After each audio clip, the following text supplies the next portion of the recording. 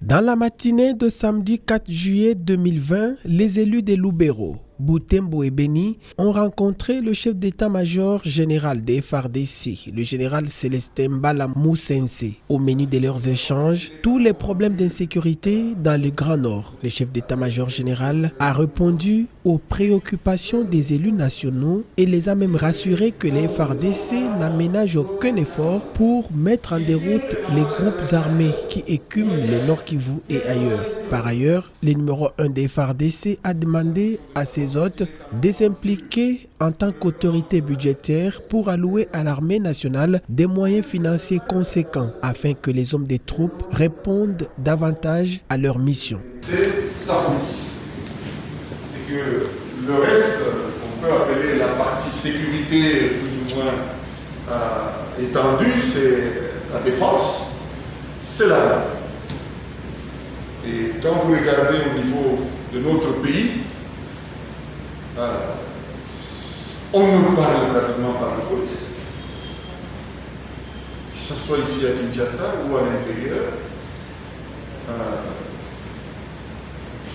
Mais je crois que l'honorable qui a été avec nous à Lubumbashi a compris. Tout ce qui se passe à Lubumbashi, personne n'interpelle la police. Personne.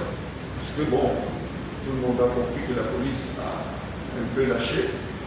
Et quand nous étions au CCO, qui devrait normalement être dirigé par le responsable de la police, à la question de savoir est-ce qu'il est encore en mesure de reprendre l'arène pour travailler, il a dit non. Je ne suis pas encore en mesure que l'armée continue. C'est comme ça que l'armée continue en fait ce travail. Donc je pense que pour nous, c'est un honneur.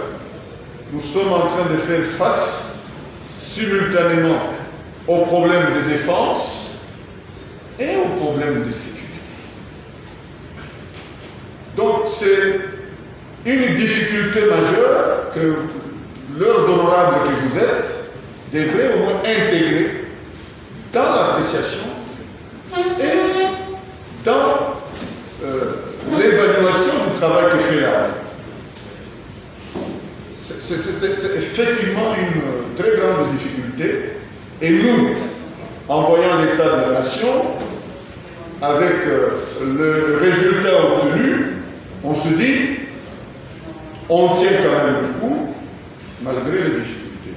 Accompagné par le président du caucus des élus nationaux du Nord Kivu, l'honorable Singo Mamwanza, ainsi que par deux membres de la commission défense et sécurité de l'Assemblée nationale, l'honorable Juvenal Mounoubo ainsi que l'honorable Josué Mofula, les élus du Grand Nord ont remercié le chef d'état-major qui leur a consacré ainsi près de 3 heures de temps pour cette discussion, combien capitale pour leurs électeurs. Beaucoup de choses ont été dites. Je suis rapporteur de la commission de défense et sécurité de l'Assemblée, mais ici je suis venu comme accompagnateur des collègues du Grand Nord. Au fait, le collègue Josué Mofula a dit, on a recommandé évidemment une commission d'enquête, mais notre souci c'est aussi d'accompagner l'armée, parce que nous sommes conscients qu'il y a des problèmes de moyens aussi à la disposition de l'armée, et qu'on ne peut pas se contenter d'une gestion annuelle, d'un exercice budgétaire annuel. Et il faut une loi de programmation. Raison pour laquelle l'une des recommandations phares a été justement de dire au ministre de la Défense de déposer à l'Assemblée le plus rapidement possible une loi de programmation. Comme ça, on a un outil de planification triennale et qui peut nous permettre de faire des dépenses d'investissement. Donc aujourd'hui, on a été reçu par le chef d'état-major général. Donc nous sommes une délégation des députés nationaux élus du Nord Kivu et on a souhaité donc échanger avec notre général sur la question qui prévaut dans la province. Bien sûr, comme vous le savez, nous avons actuellement des problèmes dans le territoire de Lubero, même à Beni, à Sissi. Fort activisme de certains inciviques, notamment le NDC Rénové et d'autres groupes. On a aussi noté, bien sûr, pour le cas de Beni, aussi notre préoccupation avec une recrudescence, en tout cas, de l'activisme des ADF. Maintenant, ce qu'on souhaiterait dire, c'est qu'en tout cas, on a été Je pense que ces échanges nous ont permis à ce que notre chef d'état-major nous rassure que notre armée, les FARDC, sont en tout cas conscients de cette situation, que tous les moyens sont mis en place pour continuer à combattre donc, ces ennemis de la République.